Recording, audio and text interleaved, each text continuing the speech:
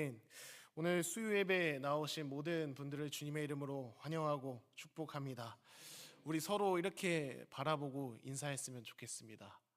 당신은 주님의 몸된 교회입니다. 당신은 주의 몸된 교회입니다. 당신은 주의 몸된 교회입니다. 당신은 주의 몸된 교회입니다. 네, 다시 한번 주님의 이름으로 지체들이 함께 모여 예배할 수 있음이 참 감사합니다. 소망하기는 이 시간 선포되는 말씀 가운데 예수님을 발견하게 되고 그분이 행하신 놀라운 일들을 발견하게 되는 역사가 있게 되는 이 시간 되길 소망합니다. 아멘. 말씀 앞에 서기 전에 잠시 기도하도록 하겠습니다.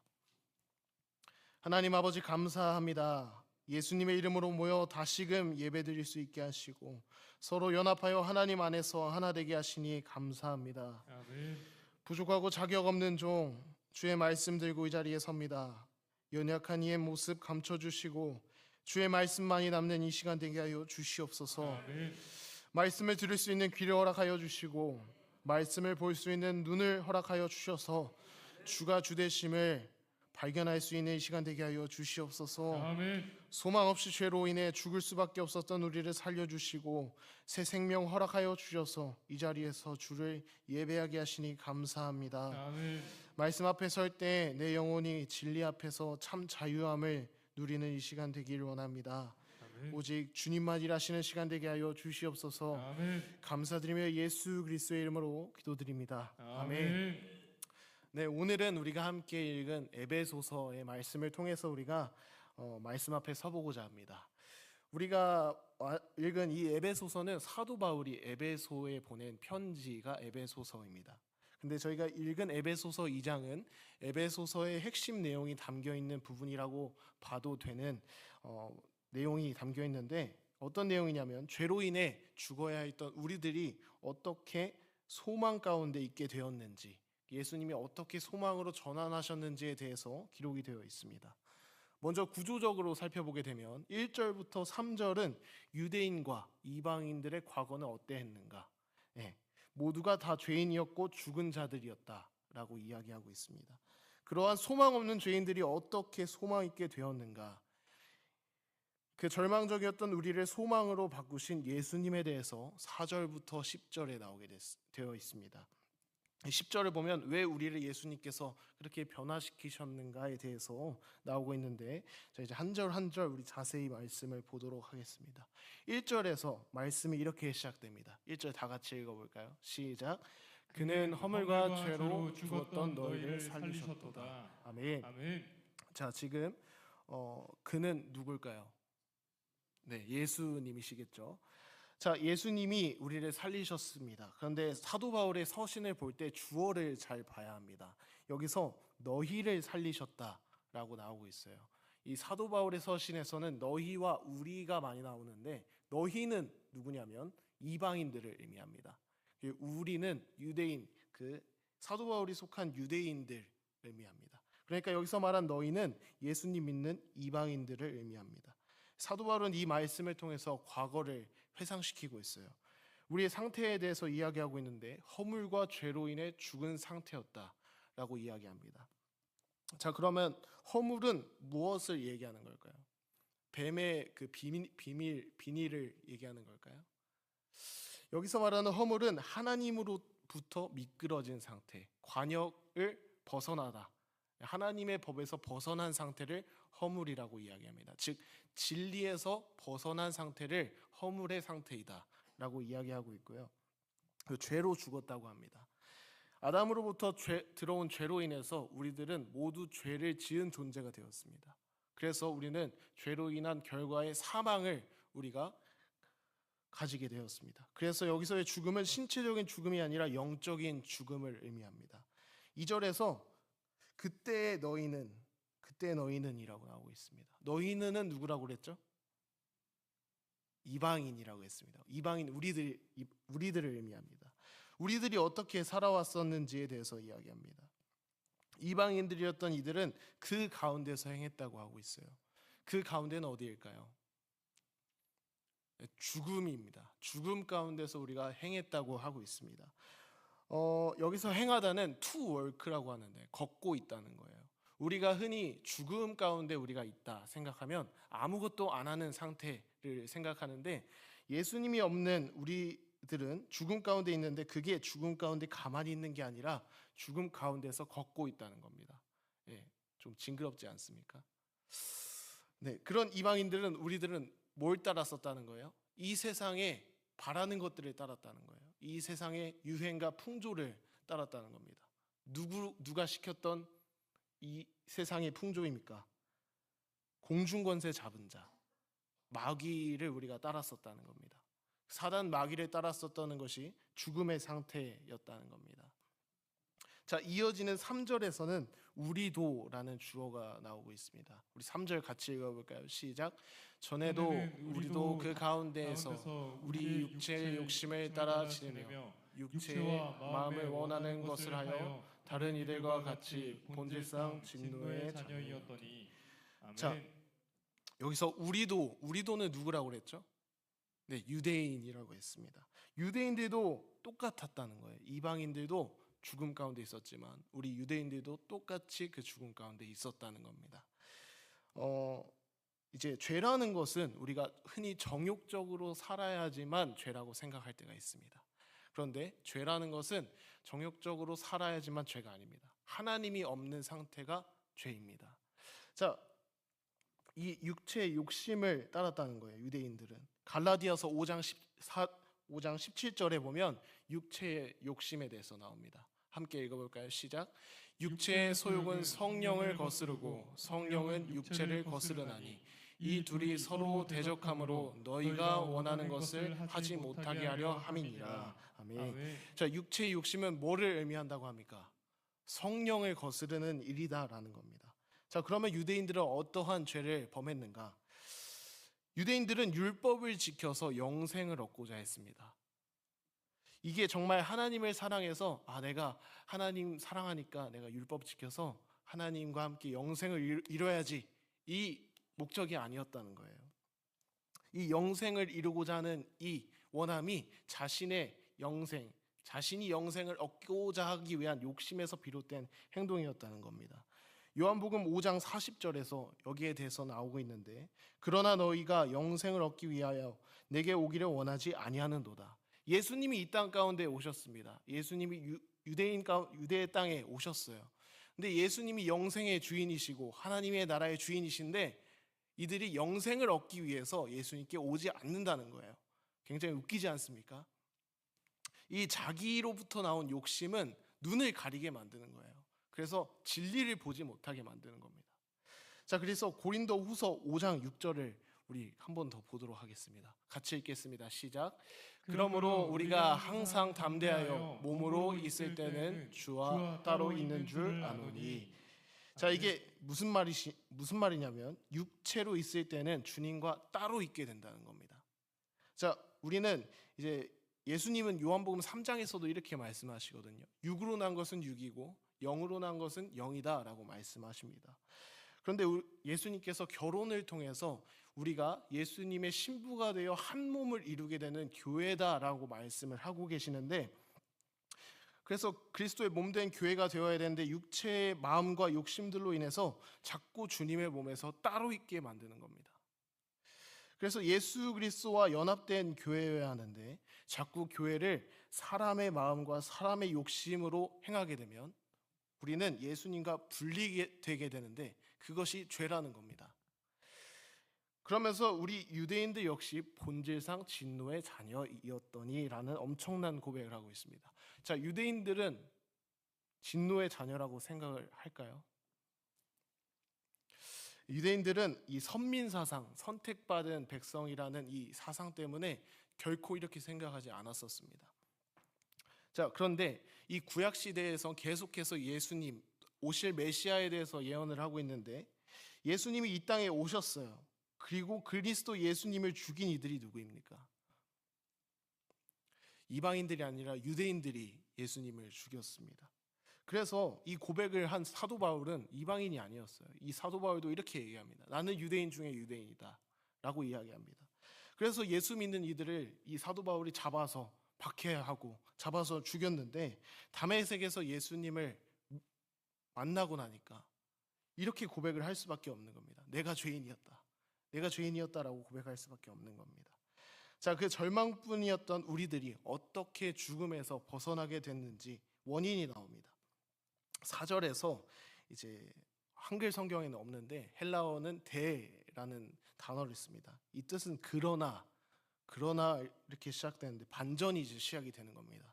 4절에서 긍휼이 풍성하신 하나님이 우리를 사랑하신 그 큰 사랑을 인하여. 자, 2절과 3절에서는 주어가 누구였습니까? 주어가 너희, 우리 사람들이었습니다. 그런데 주어가 이제 바뀌게 됩니다. 이 주어가 사람이게 되면 절망적일 수밖에 없습니다. 보면 내 인생도, 우리들의 인생도 우리들의 힘으로 살아가려고 하면 한계가 엄청나게 많습니다. 그리고 무너지는 순간들이 엄청나게 많이 찾아옵니다. 그런데 주어가 하나님이 되시면 소망이 있음을 우리 성도님들께서 기억하셨으면 좋겠습니다. 아멘. 때때로 우리들 이렇게 생각할 때가 있는 것 같아요. 내가 하나님 사랑해서, 내가 하나님을 사랑해서 하나님이 그 사랑에 반응해서 살려주신 거야 라고 생각할 때가 있는 것 같아요. 요한일서 4장 10절 같이 한번 보도록 하겠습니다. 사랑은 여기 있으니 우리가 하나님을 사랑한 것이 아니요 하나님이 우리를 사랑하사 우리 죄를 속하기 위하여 화목제물로 그 아들을 보내셨습니다. 아멘. 아멘. 자, 우리가 사랑해서 우리를 살리신 것이 아니라 하나님께서 우리를 사랑하셔서 죄로 인해 멸망했고 죄로 인해 죽었던 우리를 살리셨다는 거예요. 어떻게 살리셨습니까? 5절에서 허물과 죄로 죽은 우리를 그리스도와 함께 살리셨다라고 말씀하고 있습니다. 자, 이어지는 6절을 우리가 함께 보게 되면 함께 일으키셨다는 거예요. 이제 유대인과 이방인을 예수 그리스도로 인해서 함께 살아나고 함께 하늘에 앉히셨다는 겁니다. 뭐 하시려고? 도대체 왜 예수님께서 이렇게 하셨을까요? 7절에 보면 답을 알 수가 있습니다. 우리 7절 다 같이 읽어볼까요? 시작. 이는 그리스도 예수 안에서 우리에게 자비하심으로써 그 은혜의 지극히 풍성함을 오는 여러 세대에 나타내려 하심이라. 자, 아멘. 오는 여러 세대에게 나타내기 위해서 우리를 살리셨다는 겁니다. 이 나타냄의 정확한 뜻을 보면 전시하다라는 뜻을 가지고 있다고 해요. 자, 그래서 이 이방인들, 이 유대인들 죽음 가운데 있었는데 살아났어요. 이 기쁜 소식을 나타내고 전시하는 것이 우리들의 목적이 되었다는 겁니다. 자, 8절 우리 함께 읽어볼까요? 시작. 너희는 그 은혜에 의하여 믿음으로 말미암아 구원을 받았으니 이것은 너희에게서 난 것이 아니요 하나님의 선물이라. 자, 우리들은 그 은혜에 의하여 믿음으로 말미암아 구원을 받았다고 합니다. 그럼 여기서 질문 하나 드리겠습니다. 우리는 믿음으로 구원받았을까요? 은혜로 구원받았을까요? 믿음. 네. 방금 성경을 잘 안 보신 것 같습니다. 우리 은혜로 구원받았다고 나오고 있습니다. 아멘. 예. 자, 여기서 말하는 그럼 은혜는 무엇인가? 은혜는 뭘까요? 여기서 말하는 은혜는, 여기서 의미하는 은혜는 하나님께서 죄인인 우리를 살리시기로 결정한 선택이 바로 은혜입니다. 아멘. 자, 그러면 이 선택에, 이 은혜에 의한 믿음은 뭘까요? 그 은혜를, 그 하나님의 선택을 내가 믿으면 구원받습니까? 자, 우리는 안타깝게도 그 선택을 믿지 못했어요. 그래서 불순종했습니다. 그런데 그 은혜에 의한 믿음은 누구냐면, 이 구원은 하나님이 우리를 살리시기로 결정한 그 선택에 순종한 예수님의 믿음입니다. 우리는 이 사이클, 이 순서로 인해서 우리가 구원을 선물로 받았다는 거예요. 우리가 한 것은 아무것도 없고 하나님께서 주신 겁니다. 아멘. 자, 우리는 그 은혜에 의하여 구원을 받았고 이 구원은 하나님의 선물이다라고 말하고 있습니다. 선물 받으시면 어떠세요? 기분 좋지 않으신가요? 네, 저도 한때 기타를 너무 배우고 싶었습니다. 기타를 너무 치고 싶었는데 기타를 배울 수가 없었어요. 왜 그러냐면 기타가 없었기 때문이에요. 네, 그런데 어머니께서 딱 그걸 아시고 기타를 딱 선물해 주신 거예요. 얼마나 기쁜지, 그게 너무 행복한 거예요. 이게 사람이 주는 이 선물도 우리가 받으면 기쁩니다. 그런데 그 선물의 행복이 막 오래가고 영원하게 기쁘진 않습니다. 근데 하나님께서 오늘 우리에게 주신 이 구원의 선물이라는 것은 이 기쁨이 얼마나 갈까요? 영원히 갑니다. 네, 이게 사람과 하나님의 차이입니다. 그래서 혹시 아직 내가 하나님을 믿는데 내가 뭔가 구원은 받았다고 하는데 기쁘지 않다면 아직 택배를 안 까보신 겁니다. 빨리 택배를 열어보셔서 하나님이 주신 선물을 확인해 보시기 바랍니다. 자, 9절을 보면 구원이라는 것은 행위에서 나지 않았다라고 이야기합니다. 만약 우리의 행위로 구원을 이뤄냈다면 얼마나 교만해졌겠습니까? 우리를 구원한 그 행위는 이제 구원은 행위에서 난 것이 아닙니다. 누구든지 자랑하지 못하게 하려 함이라. 자, 그런데 우리도 이러지 않습니까? 교회에서는 자랑할 것이 없어서 믿음 자랑을 많이 하곤 합니다. 그런데 우리도 이렇게 자랑하잖아요. 저 권사님, 저 장로님 참 믿음 좋습니다. 저는 아직 믿음이 약해가지고 믿음이 아직 충만하지가 않아서 다음에 하겠습니다. 이렇게 말하지 않습니까? 그런데 성경에서는 이런 자랑하지 말라고 하고 있는 겁니다. 누구든지 자랑하지 못하게 했는데 우리는 누구든지 자랑하고 있다는 거예요. 자, 우리가 주님을 믿는 이 믿음이라는 것은 크고 작은 거에 집중하는 게 아니라 주님을 향한 당연한 반응이 믿음인 겁니다. 자, 그럼 우리가 자랑해야 할 건 뭡니까? 갈라디아서 6장 14절 우리 함께 읽어봅시다. 시작. 그러나 내게는 우리 주 예수 그리스도의 십자가 외에 결코 자랑할 것이 없으니 그리스도로 말미암아 세상이 나를 대하여 십자가에 못 박히고 내가 또한 세상에 대하여 그러하니라. 아멘. 우리가 자랑해야 할 건 뭡니까? 예수님의 십자가입니다. 아멘이십니까? 아멘. 네, 예수님만 자랑하시는 우리 성도님들 되시길 소망합니다. 아멘. 10절 우리 같이 읽어봅시다. 다시 한번 같이 읽어보도록 하겠습니다.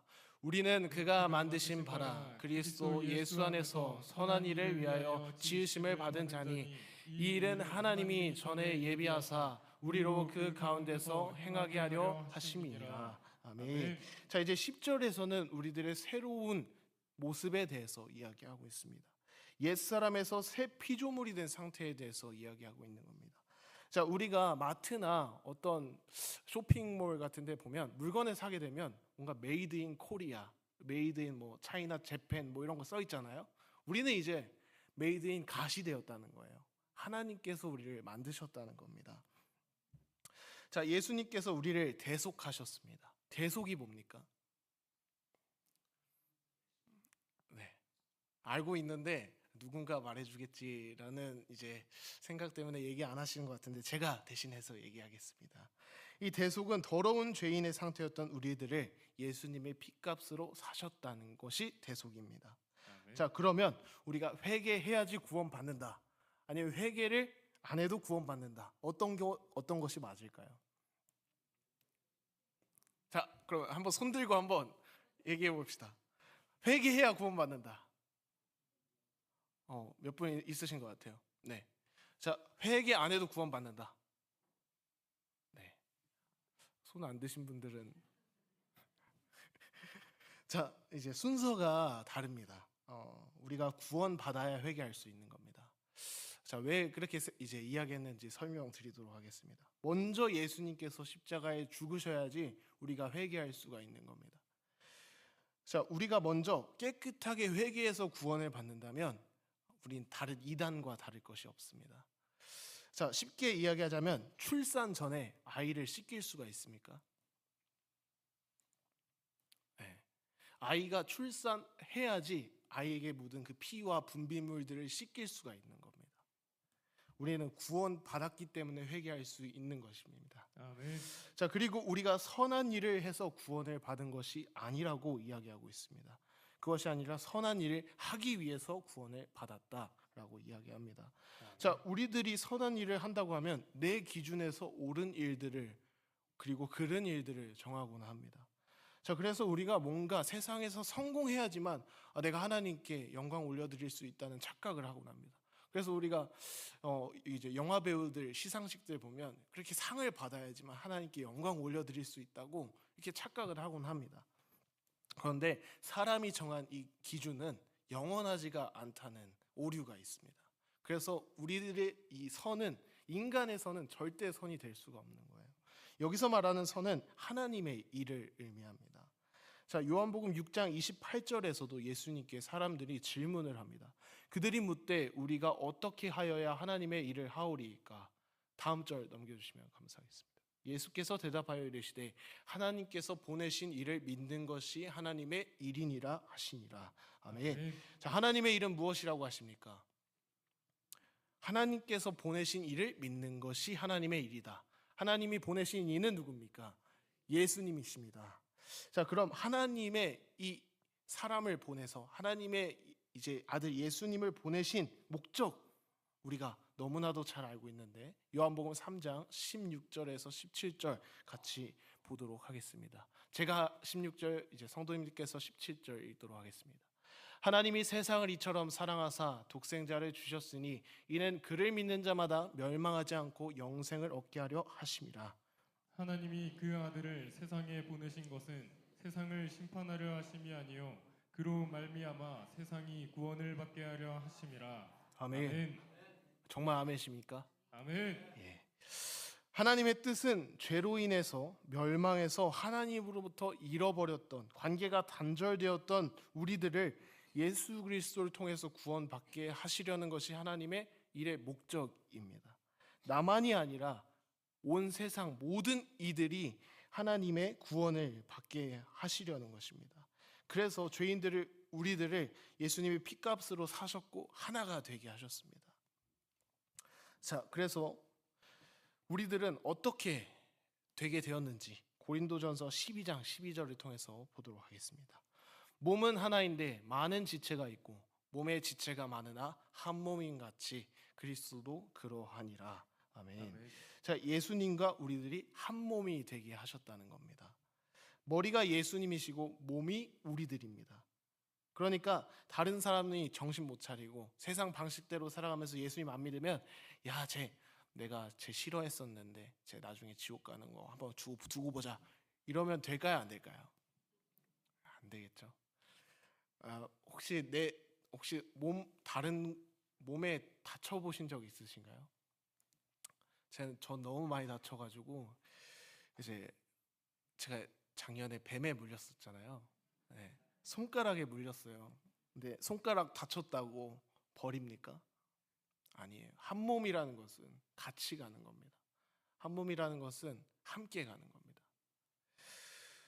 하나님께서 새롭게 빚으시고 만드신 우리들은 이제 자기 욕심대로, 내 마음대로, 내 몸대로 살아가는 것이 아니라 하나님을 나타내기 위하여서, 하나님의 나라를 증거하기 위해서 사는 것이 바로 구원받은 자로 사는 것임을 기억하시길 바랍니다. 아멘. 다시 한번 말씀드립니다. 우리는 구원받기 위해서 사는 것이 아니라 구원받은 자로 사는 것임을 기억하시기 바랍니다. 아멘. 말씀을 정리하도록 하겠습니다. 우리는 원래 허물과 죄로 인해서 사단 마귀를 따르며 죽음 가운데서 걷던 소망 없던 자들이었습니다. 그러한 우리들을 은혜로 구원해 주셨고 구원을 선물로 주실 뿐만 아니라 주 예수 그리스도와 한 몸이 된 교회가 되게 하셨습니다. 이제는 내가 주인 된 삶을 살아가게 함이 아니라 하나님이 우리를 새롭게 지으셨고 죄인이었던 우리를 예수님의 피값으로 사셨습니다. 그러므로 우리는 여러 세대에게 복음을 아직 알지 못하고 구원받기 위해서 아직도 헛발걸음을 하는 많은 이들에게 이 복음의 사실을, 이 하나님의 나라를 선포하는 일을 살아가야 할 것입니다. 정말 아멘이십니까? 아멘. 항상 주님을 예배하는 몸된 교회로 지어가시는 우리 모든 성도님들 되시기를 소망합니다. 아멘. 이 시간 함께 찬양하고 기도하는 시간 갖도록 하겠습니다.